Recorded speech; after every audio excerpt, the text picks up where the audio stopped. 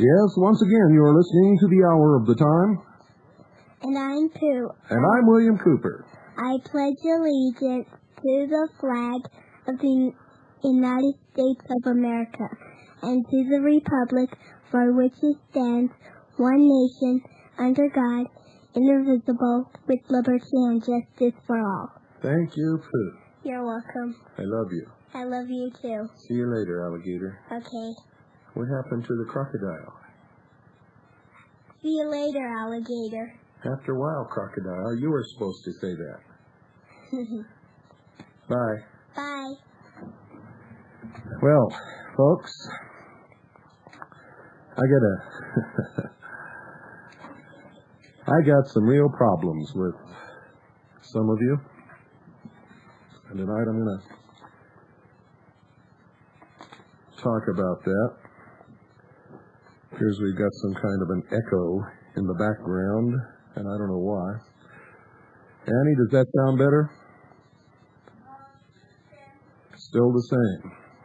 I wonder why we would have an echo. Is that better? No, it's not better.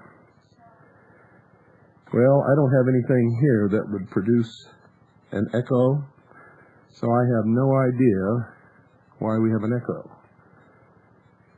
Does that sound better? No, it sounds worse. Sounds worse? Well, let's get it up here then. How's that? Still the same, huh? Okay. Well, I don't know why we have an echo, ladies and gentlemen, and there isn't anything that I can do about it. Nothing whatsoever. I don't have anything here that produces an echo. I haven't changed anything here. Last Friday night, I guess we were having some problems with some equipment that they installed. And I guess we're still having some problems. If it sounds like I'm absent-minded, it's because I'm trying to look around here to see if there's anything whatsoever that I have done or can do to eliminate whatever it is that's happening. And I got to tell you, there isn't anything. There's nothing. There's nothing. I don't have... Nothing has changed here. So, there just isn't any way for me to correct it. So, I'm not going to worry about it. I'm going to go on with the broadcast. Last week, as I am prone to do occasionally, I confronted you all with the facts in reality of the situation of the time that we live. I didn't pull any punches, and I didn't tell you any lies. I told you the truth. And I informed you, and you should know by now, that on a national level, you're not going to get anywhere. When NAFTA was up for a vote, there was 1,000 to 1 calls and faxes against it. Dole and Gingrich and all of the leadership of the conservative political movement said that it would never pass. They would all vote against it. They would make sure that it didn't go through because the American people didn't want it. Now tell me, what happened? And I could name you 5 million other examples easily. I could show you what happened in the last election and prove to you that your vote didn't mean anything unless you refrained from voting for Clinton. But if you did, so many other people voted for him, it didn't matter who you voted for as a conservative because the vote was split in so many different chunks, there was no chance. Same thing's going to happen in the next election. And here's somebody else I saw on the internet is starting another coalition of voters to field a candidate on the conservative side. Why isn't any of this kind of thing happening on the Democratic side? And it wouldn't matter anyway, folks. If they split up the Democratic ticket and we all voted for Bob Dole, nothing would change. I informed you that you do have a chance at political power at a local level. I told you where power comes from. Ultimately, urged you to join patriot organizations and militia groups. Urged you all to buy a firearm, learn how to use it. Make it known that you have it. Tell people you're not going to give it up no matter what, because that's ultimately where the power comes from. A disarmed people has no power, which means to have any power in the first place, you must be armed. Now, I don't even know a 3-year-old that wouldn't understand that. I can show you the history, and the Jews for the Preservation of Firearms Ownership have documented it very, very well, and I had that as a subject of discussion on this broadcast one night. The history of disarmed populations. Every time a population has been disarmed, genocide has occurred. Every single time throughout history, and the people have been enslaved.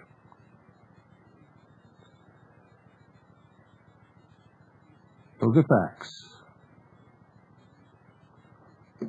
This also is a fact.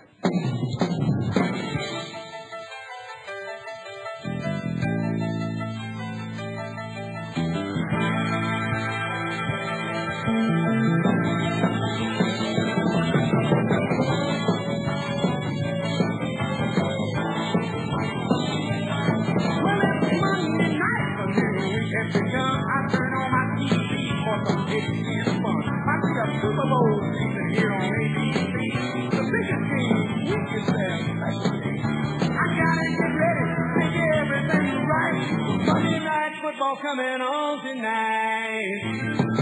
Are you ready? Are you ready? Are you ready? Are you ready for the football? A Monday night party. Hey, this is rockin' around. Ready to get the good time started. We got the beats on the field and we turned up the lights. All my rowdy friends are back for Monday night time.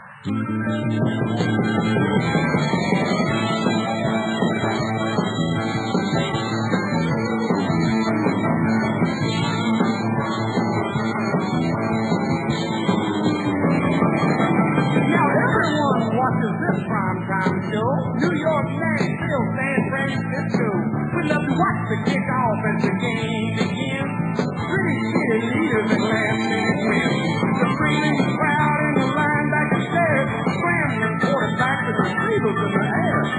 Big hits are coming, the back are cutting inside. Everybody turns it up Monday night. Everybody's there. It's a party, man. We got to hang out, man. They got the thing started. We got the week, it's the time that's right. All my rowdy friends are here on Monday night.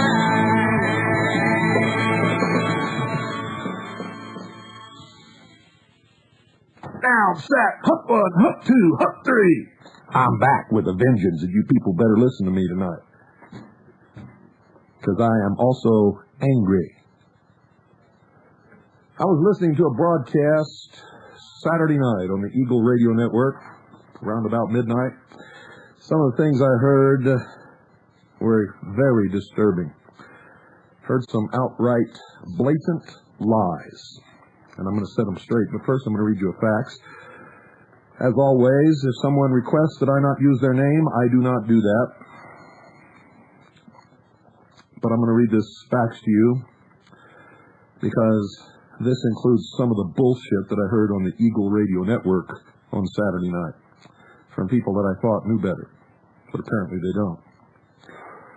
It says, Mr. Cooper, I'm glad you are recovering from your recent illness. I have been listening to the Hour of the Time lately and am concerned about several things. I want to thank you sincerely for your concern about my illness. I am feeling much better for all of those who are wondering. I want to thank all of you for your cards and letters and phone calls and everything else. And most of all, for your prayers. He continues, first of all, it was very informative to have Jeff Ganoposki on in a question, answer, and guest host format with the man from Swiss America. I forget his name. It's Frank. Considering the large response mentioned, it is apparent that many people are looking for the knowledge Jeff has. What happened to Jeff? What has happened to the man from Swiss America? It seems to me they've either been abruptly canned or have chosen not to come on again. I'm left wondering if there's a personal conflict or other problem. That would be a real shame. I'd like to hear more from Jeff and people like him, even if their views don't precisely match yours, or they won't take an oath to uphold a certain document because of conscience. This diversity makes your show even more interesting as a useful gathering place and encourages constructive discourse. It's difficult for me to address that paragraph, ladies and gentlemen, because this shows that the gentleman is coming from a position of ignorance that is beyond my capability to cope with. The first thing I want to tell you, my friend, and everybody else who's thinking along those lines, this is my program. The Hour of the Time belongs to me, William Cooper, nobody else. Doesn't belong to the sponsor, doesn't belong to anybody, belongs to me. I have no problem with Jeff or Frank. Frank, in fact, is a good friend of mine and is a member of the intelligence service. Jeff, I believe I met in Atlanta a long time ago, but it's been so long that I'm not sure if this is the same Jeff or not. Frank stood in for me as a personal favor because I was so sick and my voice was gone. I couldn't do the show. If I was just ill, even if I was dying, I would have crawled in here and done it, but I didn't have a voice. So Frank stood in as a personal favor to me. Frank called his friend Jeff and asked him to be a guest. Long before Jeff was ever on this broadcast, I was talking about the subjects that he covered for 4 solid years, my friend. Where were you?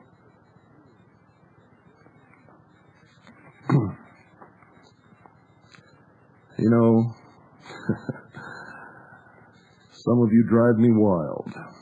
And the reason I'm reading this, because I've gotten a whole bunch of this crap from idiots.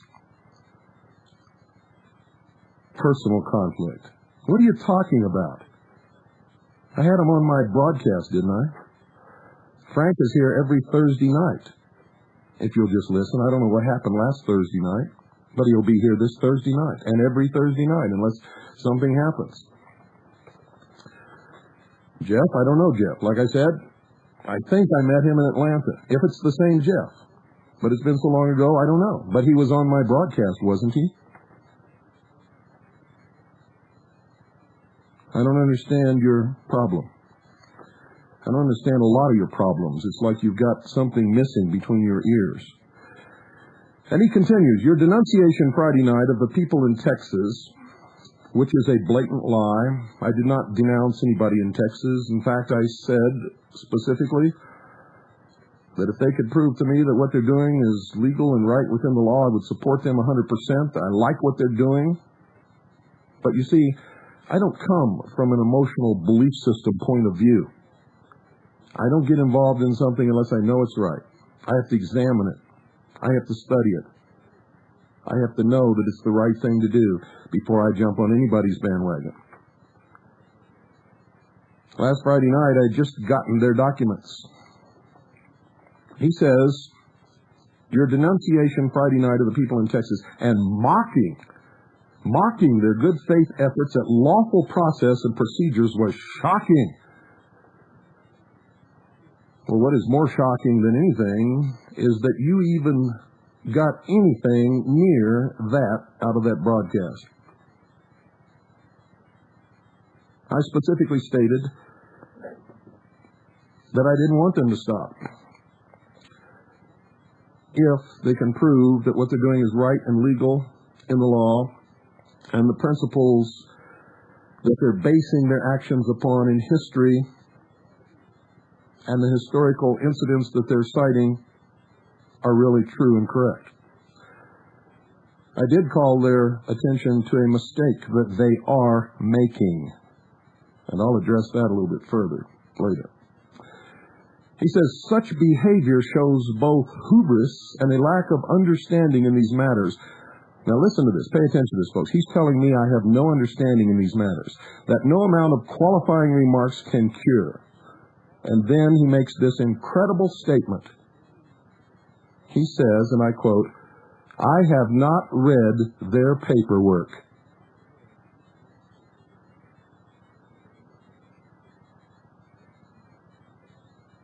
You're telling me that I have a lack of understanding in these matters, and then you tell me that you're calling me to task and you haven't even read or seen their paperwork. You don't know what you're talking about.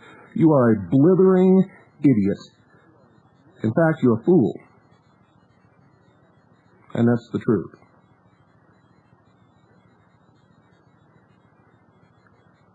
He says it seems your conclusion that these people brought themselves under the World Court under United Nations jurisdiction is without foundation and mistaken.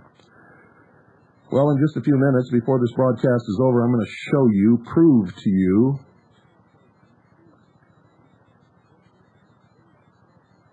that what I said, that they brought themselves under the World Court and under United Nations jurisdiction, is absolutely standing on the firmest foundation than you will ever believe. And there's no mistake about it. It is the truth. You see, I'm going through this, folks, because a lot of this is what I heard on Eagle Radio Network Saturday night from a representative of the Texas Independence Movement and from Richard, whom I thought knew better, but apparently he doesn't.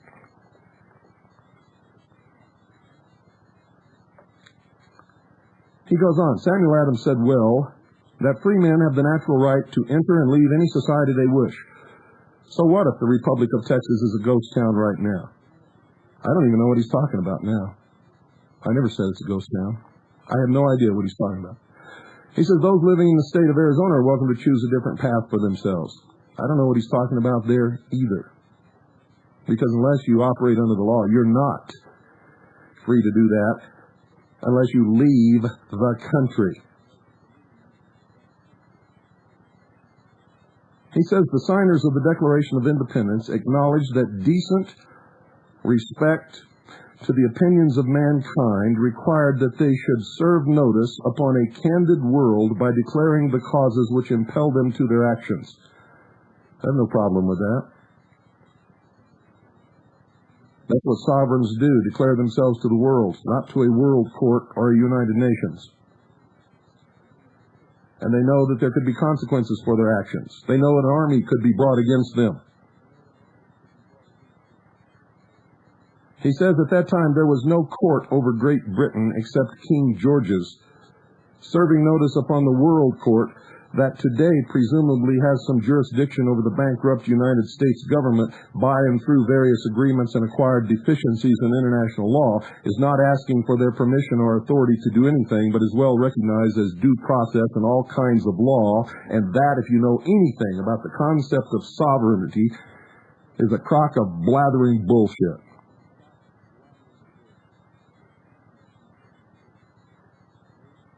The first consideration in any legal action is the matter of jurisdiction. Jurisdiction. Ask any judge. Consult any law book. Talk to anyone who has gone through the sovereignty process. Look at the history of the behavior of nations.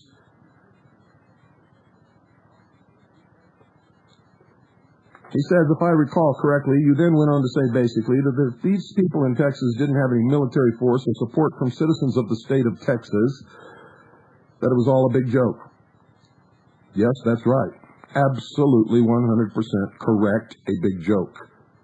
Without the political support and the military support of the people of the state of Texas, what they're doing is a joke. Now, if you don't understand that, well, from what I've already read, you probably don't and won't understand that. Even the signers of the Declaration of Independence were smart enough to know that their firm reliance was on the protection of divine providence. History demonstrates that confidence in men leads to destruction.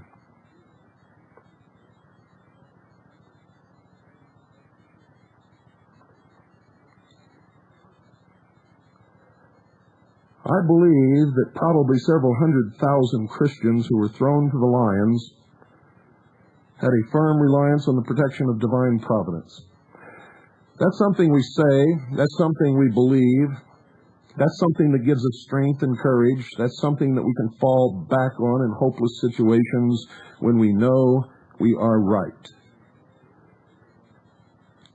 But I'm going to tell you right now, my friends, all of those of you who are listening to me right now, you had better listen and listen good. Render unto Caesar what is Caesar's, and unto God what is God's. And while you're walking in the flesh on this earth and you're faced with an enemy army that will pick your children up by the heels and dash their brains against the wall, you had better be prepared to fight your own battles. And if you are right, and if you fight, I believe that divine providence will help you.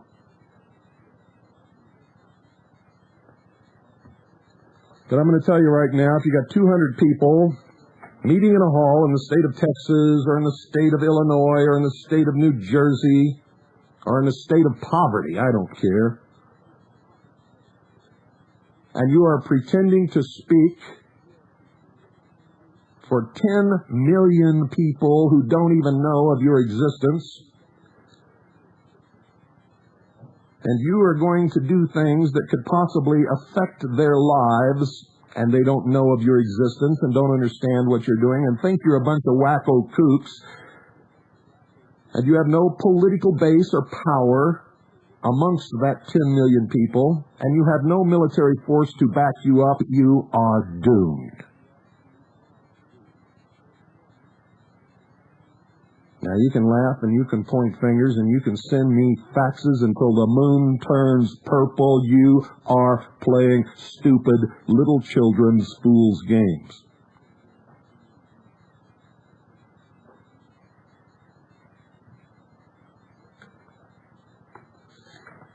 And if you don't understand that, then I don't care if you can prove what you're doing right. If you don't understand the very basic premises in common sense,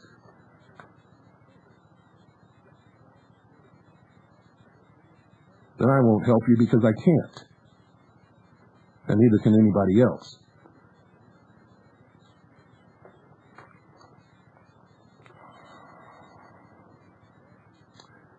Your seeming repudiation to all reference to Christian or Jesus Christ as used in lawful process and procedure has no basis in light of early American custom and law. My friend, we're not living in early America. We're living in 1996. And whether you agree with the law or not, the courts in which you're going to find yourself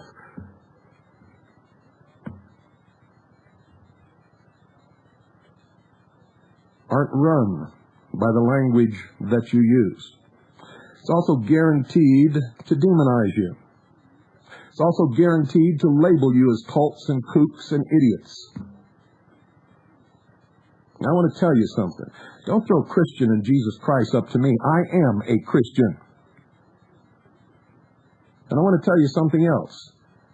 Christianity is fractured worse than the conservative movement election ever will be. There are Quakers and Catholics and Lutherans and Baptists and Branch Davidians and the Church of the Seventh-day Adventist and Jesus Christ of the Latter-day Saints, and I can go on and go on and go on and go on and go on, and none of them agree about almost anything. I don't preach religion on this broadcast because of it. And because it is our right, protected under the Constitution, to worship at the altar of our choice. And this is not a Christian government, never was meant to be, cannot be. And unless the lunatics in this country are successful, will never be. And the day that it is, the burning of witches and the burning of heretics at the stake will start all over again. And I, for one, would fight it as a Christian. The founding fathers of this nation left Europe because they were persecuted religiously. For the most part, they were Protestants, but they belonged to a whole bunch of different Protestant sects and religions and dogmas. And most of them, on subjects of religion, could not agree on very much. They established this government as a secular nation to protect the rights of all of them so that none of them would ever be persecuted again. When you see things of a religious nature that emanated from government, it did not emanate from the government, but from the people who held positions in the government. This government will always reflect the religious beliefs, ethics, and morals of those who occupy the positions in the government. In the early history of this country, most of those who occupied the positions of power in this government, in the Senate, the House of Representatives, the President, the Vice President, and the members of the Cabinet, were for the most part devout Christians. And so it appeared, but was never true, that this was a Christian government. The government does not go to church. The government has no dogma. The government is two pieces of paper. It is the Constitution for the United States of America and the first 10 amendments known as the Bill of Rights. That is the government, and nowhere within either one of those two documents will you find the word God or Jesus Christ or Christian mentioned. And those of you who believe that stuff and want to shove your religion down everyone's throats are more dangerous than any New World Order. Look back in history and see what happened when religions came to power as the government. And you will find that hundreds and thousands and over the years millions and millions of people were killed in the name of that religion. And if you think it wouldn't happen again in the future, you're wrong. Because that is the nature of religion. And don't tell me it's not. And don't tell me Christians would never do such a thing. I can take you by the back of the neck and shove your face into a history book and prove you wrong on every single count of it.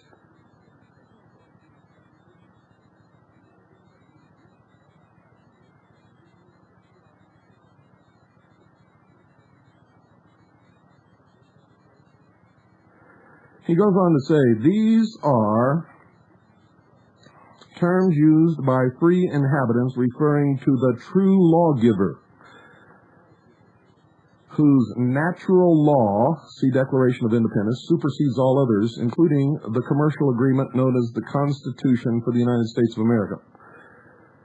You use two things there that are not compatible with each other. First, you talk about free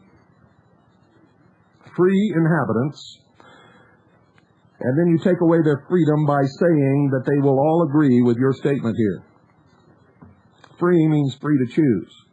Free means without restrictions. Free means according to your own beliefs and not the beliefs of others. And I'm going to tell you something else about this natural law. You won't find that in the Bible. You see, the natural law comes out of the mystery schools. It refers to the law and the God of nature, the God of this world, Lucifer. It used to be called Bacchus or Pan. Many of our founding fathers, including Thomas Jefferson, were members of the mystery schools, the mystery religion, were members of the Illuminati, were deists, as a matter of fact. And I didn't used to believe that. In fact, if you'd have told me that 15 years ago, I'd have called you a liar to your face. But when I got into the books and began to read and study properly by throwing my preconceived notions and prejudices out the window, I found out what the truth was.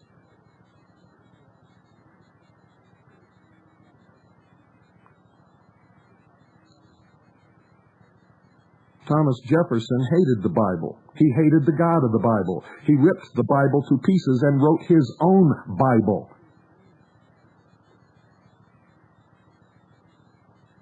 Benjamin Franklin was a whoremonger.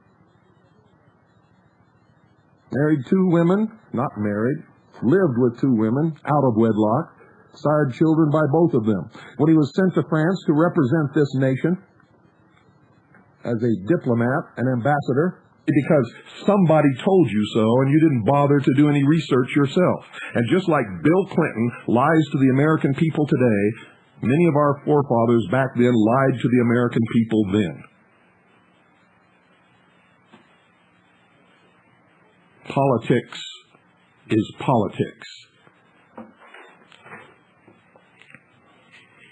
Thomas Jefferson kept slaves, yet railed against slavery. He helped write documents making the white citizen superior to all others, yet he fathered children from a black slave. These are facts. This is not conjecture.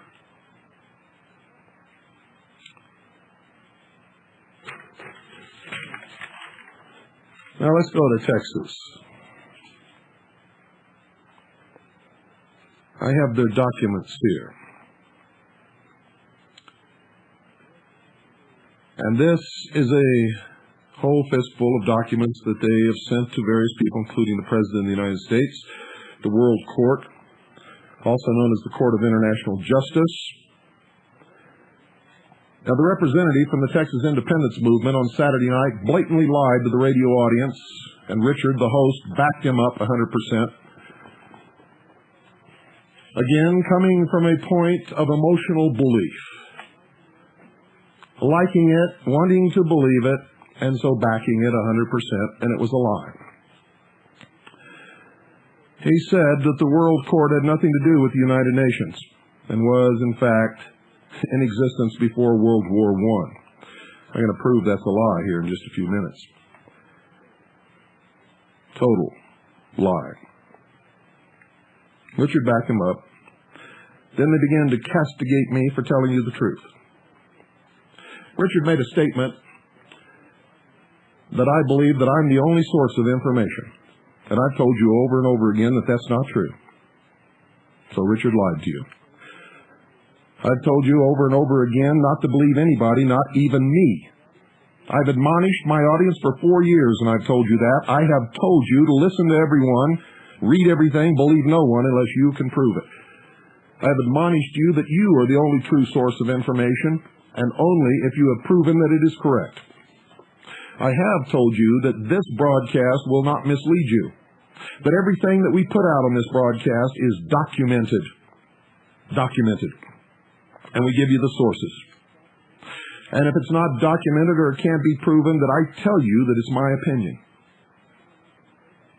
And if I make a mistake, I correct that mistake on the air if you can prove that I've made a mistake, and I've made several, and I have corrected them on the air. We do the same thing in Veritas when we make a mistake, only we publish the retraction and correct it on the front page of our newspaper. Nobody else in the country does that. If you can even get them to correct a mistake, you'll find it buried in some way back page where nobody ever sees it in fine print, mixed in with the auto for sale ads.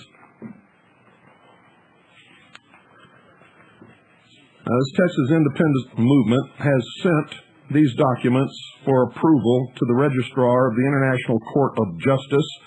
Attention, Jean-Jacques Arnaldes, Deputy Registrar, 2517 KJ, The Hague, the Peace Palace, the Netherlands. Please find enclosed an international abatement law of the previous appearance by notice of intent to perfect and notice to the Security Council of the United Nations with incorporated exhibits and original instruments for the provisional government of the Republic of Texas. This final filing now perfects the referenced international process to reclaim the sovereign nation state of the Republic of Texas. They're asking for a jurisdictional decision. They're asking for the International Court of Justice, also known as the World Court, and the Security Council of the United Nations to recognize them as an independent nation-state under their jurisdiction and to order the United States government to let them go. Now, if there's anybody out there that can't understand what I just read to you, turn off your radio and don't ever turn it on again. You are beyond the capacity of me to deal with you.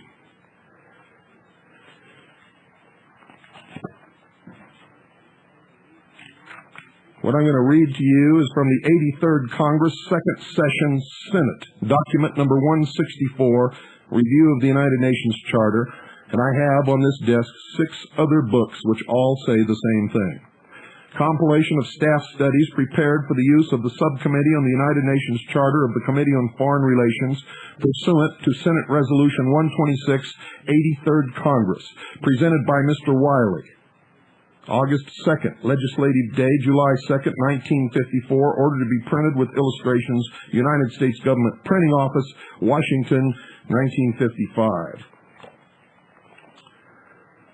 The International Court of Justice. Listen carefully, you blathering idiots, and especially you people in Texas.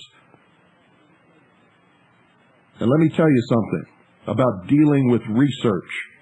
You'd better be the best researcher in the world before you call me to task on something that I've documented and said on this broadcast, because I will chop you down to your toenails.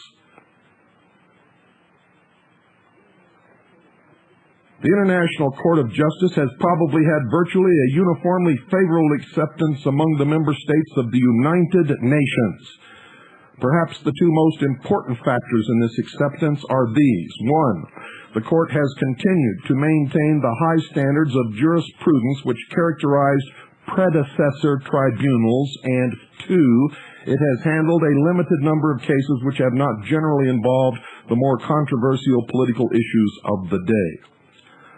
The fact that the court has been used only infrequently is not a critical reflection on the court. Its primary function, as in the case of any court, is to interpret and apply the principles of the legal system of the society which it serves, so that the society may conduct its affairs in a peaceful and orderly manner. Seen from this point of view, the court reflects the realities of the international system. It is not, as in the case of domestic courts, a part of a society which, for example, has a legislative body to enact laws, an executive to administer laws, and a police force to enforce the law and the decisions of the court. Now remember, this was written in 1955. Since then, it does make laws. It does enforce laws, and the military forces of the United States government are the police force for the United Nations. Given the present state of world society, some would go so far as to say that the court's intrinsic value at this time is to be measured not so much by its contribution to pacific settlement of disputes as by its contribution to the development of international law. When they say Pacific in this text, ladies and gentlemen, they're not referring to the Pacific Ocean or the Pacific Rim, but to Pacific as peaceful. Bearing these qualifications in mind, this staff study examines briefly the background of the International Court of Justice, also known as the World Court, its position within the United Nations, its organization, procedures, and jurisdiction, the volume and nature of its work, and certain proposals to change the nature of the court or to broaden its jurisdiction. Remember, this was 1955. It has a much greater jurisdiction today and is recognized by all nations. The International Court of Justice evolved out of the Permanent Court of International Justice established in 1921 in accordance with the Covenant of the League of Nations. The origins of both courts, however, are to be found in the modern development of efforts to settle international disputes on the basis of law. The first steps in this direction being the establishment of arbitration procedures, and the first court was a court of arbitration. Throughout this development, the United States has played a leading role. And along those lines, ladies and gentlemen, let me inform you right now, in case you haven't figured it out, the United States is the United Nations. The United States created the United Nations. The United States has always funded the United Nations. The United States military forces are the police forces of the United Nations. And I could go on and on and on. The first notable instance of international arbitration in modern times, for example, was the provision in the American-British Treaty of 1794, known as the Jay Treaty. Significant advances with respect to international arbitration were made at the Hague Conferences in 1899 and 1907. The United States played a prominent part in both conferences. At the latter conference, the first serious effort was made to establish a true international court. You see, a court of arbitration is not, in fact, a court, but is where both parties agree to present their case and be bound by whatever the decision is of the arbiter. Again, it was the United States that took the lead. The nations represented at the conference proceeded to draw up plans for an international court of arbitral justice. The project failed because the large nations and the small nations could not agree on a method for selecting the judges. Now let me repeat again. The project failed. The first World Court was established through and in close connection with the League of Nations. Though never a party to the statute of the court, the United States had an important part in its establishment. This country signed the Protocol of Signature of 1920, to which the statute of the new court was attached. And in 1923, President Harding asked the Senate for its advice and consent to ratification.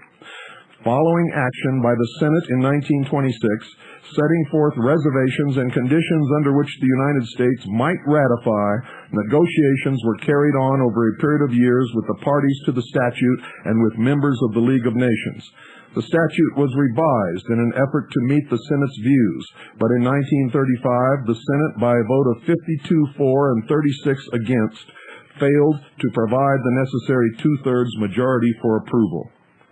The Permanent Court of International Justice sat from 1922 until 1940. Do you understand that? 1922 until 1940. During this period, it rendered 32 judgments and 27 advisory opinions. The court is generally regarded as having performed its duties fairly and competently, and there was no instance of its decisions being disregarded. During the negotiations concerning post-World War II arrangements, it was fully agreed that the record of the old court was such that it should be reinstituted or a new one established along the same general lines. You people ought to know better than to tell lies in public on me. Most of you, not all of you, some of you are really good researchers. Most of you don't even know what the meaning of the word is. Research to you is asking somebody. You blow my mind. Especially if you've been listening to this broadcast for as long as some of you who do these things say you have. I should have taught you better by now.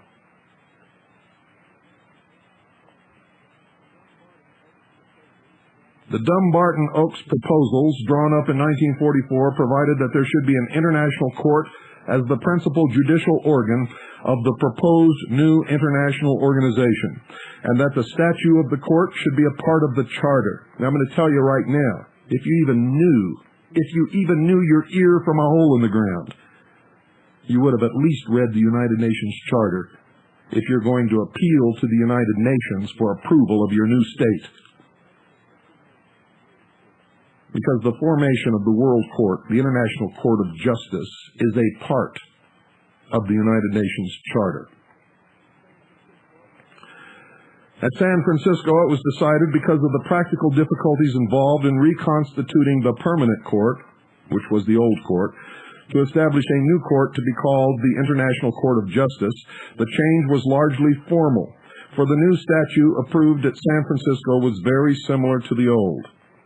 The new court is one of the principal organs of the United Nations. The new court is one of the principal organs of the United Nations. The new court is one of the principal organs of the United Nations. The new court is one of the principal organs of the United Nations. I hope you're listening. I forgot your name. The man who is a part of the Texas Independence Organization. The one who was speaking for the Texas Republic Saturday night, who said that I was a liar and that the World Court is not a part of the United Nations. I hope you're listening.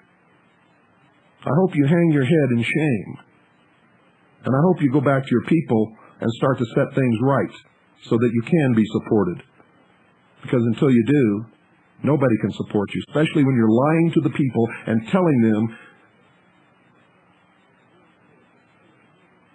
that the World Court that you submitted your papers to for approval is not a part of the United Nations. Why did you lie to the people Saturday night during that broadcast? I want to know.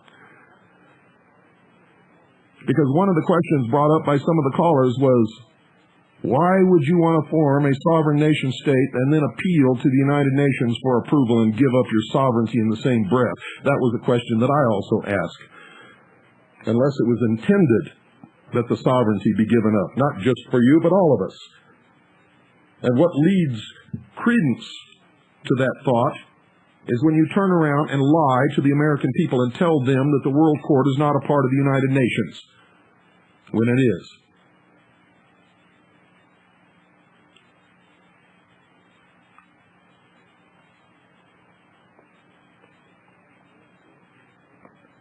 Whereas the old court, though it had close connections with the League of Nations, was not an integral part of it, this is, in fact, the major point of difference between the two courts.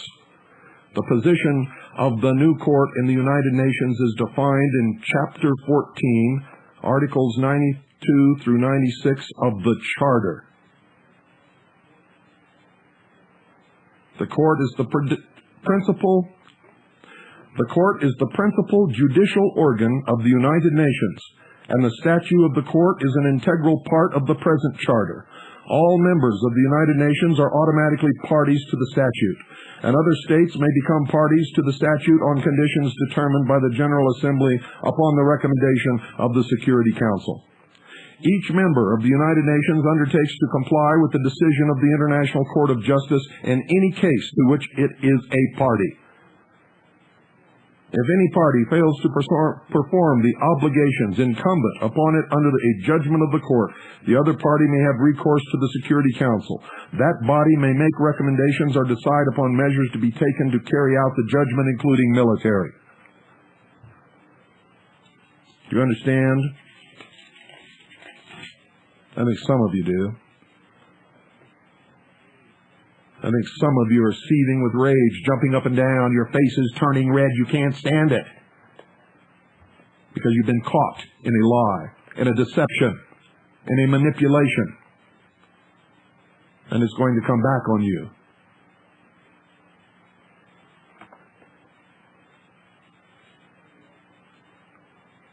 I'm going to tell you right now, there's lots of information all over this country. It flows out of every orifice and every book and every library, every newspaper. You can stand on the street corner and get information, but the only place you're going to get information that's documented and that you can count on that if you go look it up is going to be true is on the hour of the time.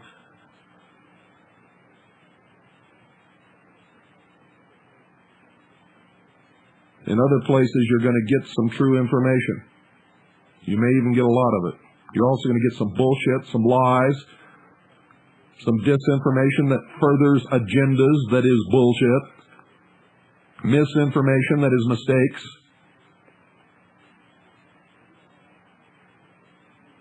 And if you don't know how to sort through it and do your own research, you're always going to be led around by these clowns who lie to you.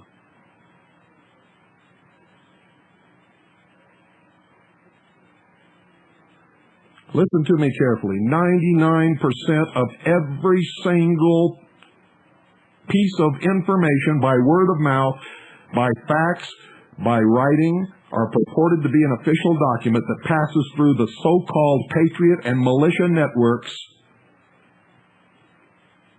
is fake, phony, is a lie, is disinformation.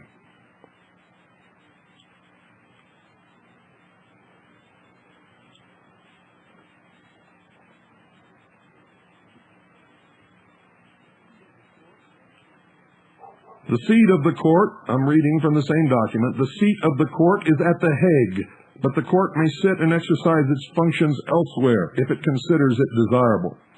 The court is permanently in session. It is authorized to establish its own rules of procedure and did, in fact, adopt those of its predecessor. The expenses of the court are provided for in the United Nations budget. The salaries of the judges are fixed by the General Assembly and may not be decreased during the term of office. The court has two different types of jurisdiction. One is jurisdiction with respect to contending parties, the so-called contentions cases. The other is its role with regard to the rendering of advisory opinions. In contentious cases, only states, not individuals or international organizations, may be parties before the court. It is open to states which accept the jurisdiction of the court and which adhere to the statute, and to other states on conditions laid down by the Security Council. There are states that have accepted the jurisdiction of the Court of International Justice by treaty and by agreement. If you are not under the jurisdiction of the court, jurisdiction is established when you submit documents to the court for filing or consideration.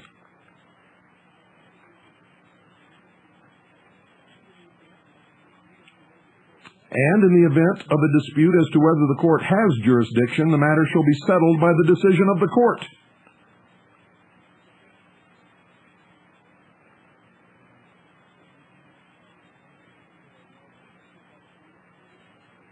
So you can submit to it by treaty or written agreement, by submitting paperwork or documents for filing or for consideration or for ruling, or the matter can be settled by the decision of the court.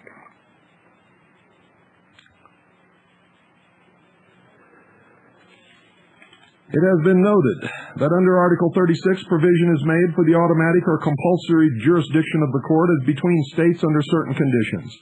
As applied to international disputes, the origin of compulsory jurisdiction is to be found in the history of efforts made to provide for obligatory arbitration.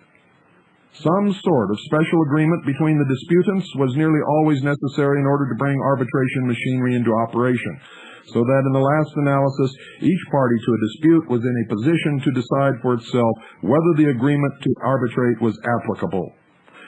These people didn't even do their research in order to find out if the court had the jurisdiction to order the United States to obey it. In the treaty, the United States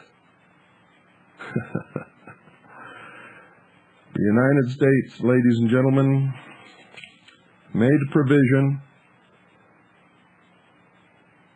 Where is it?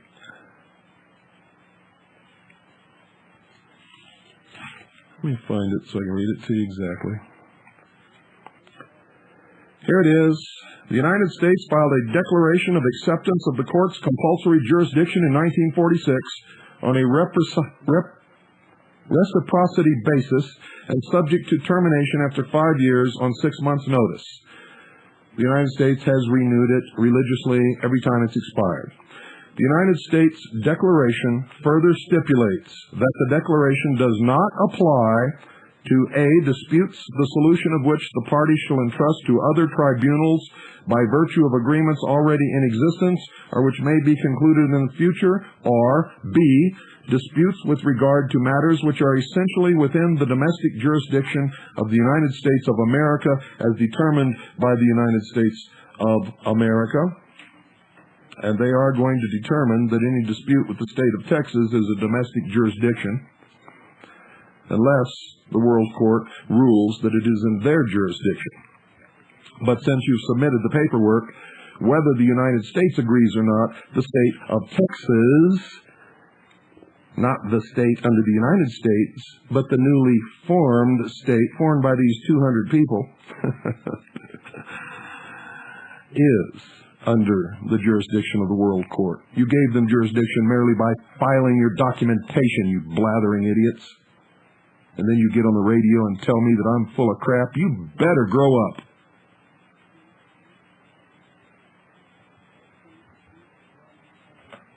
R.C. Disputes arising under a multilateral treaty, unless one, all parties to the treaty affected by the decision are also parties to the case before the court, or two, the United States of America specially agrees to jurisdiction.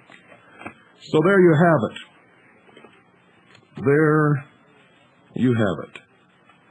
Now, there were a lot of other lies and bullshit spouted on Saturday night that I'm not even going to get into because it's a waste of my time. Total waste. And it has nothing to do with most of the American people anyway. But the major lies that we're told have been exposed tonight. And now you know. And when they get up and tell you their lies again, boo them right out of whatever hall they're speaking at. You cannot be a sovereign nation if you submit to the jurisdiction of a higher nation or of a court.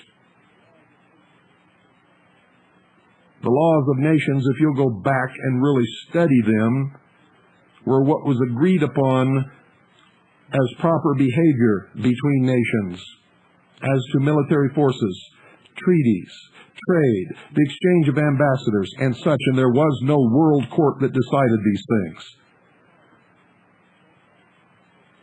Sovereigns don't ask for permission from anyone. And that's why if you don't have a strong military to back up what you're doing is masturbating. Good night, and God bless you all.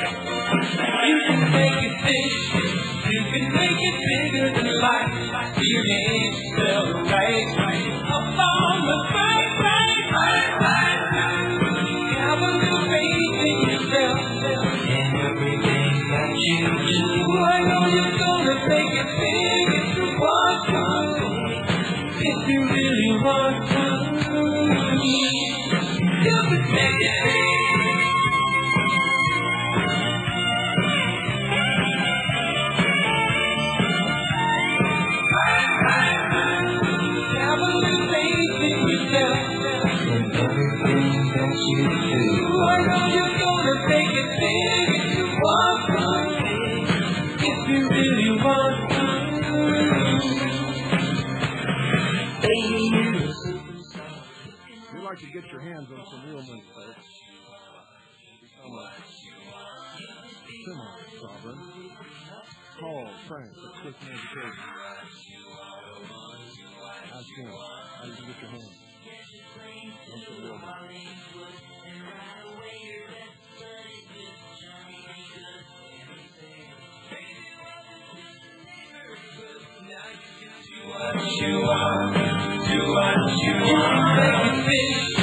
You can make it bigger than life. Your name spelled right.